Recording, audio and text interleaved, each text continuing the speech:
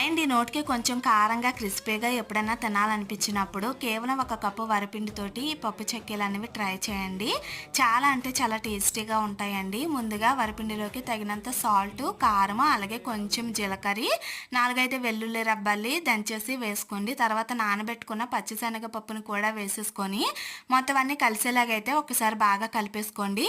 తర్వాత గోరువెచ్చని వాటర్ వేసుకుంటూ ఇలా ఫస్ట్ స్పూన్తో కలుపుకొని తర్వాత చేతితోటి ఇలా కలిపేసుకొని జంతికలకి ఎలా ప్రిపేర్ చేసుకుంటామో పిండిని అలా కలుపుకొని చిన్న చిన్న ఉండలాగా అయితే చేసేసి ఇలా ఒక కవర్ మధ్యలోనైతే ఈ బాల్ పెట్టేసుకొని జస్ట్ చేతితోటి ఇలా ప్రెస్ చేసుకుంటే కవర్ నుంచి ఈజీగా సపరేట్ అయిపోతాయండి. వేడిగా మరుగుతున్న ఆయిల్లోనే ఒక్కొక్కటిగా వేసుకొని హై ఫ్లేమ్లోనే రెండు వైపులా బాగా కలర్ వచ్చేంత వరకు వేగించేసుకోండి. ఇలా వేగించుకుంటే మన క్రిస్పీ అయిన పప్పు చెక్కీలు రెడీ అండి.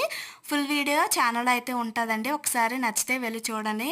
ఛానల్ అయితే లైక్ చేసుకొని ఫాలో చేయడం మర్చిపోకండి.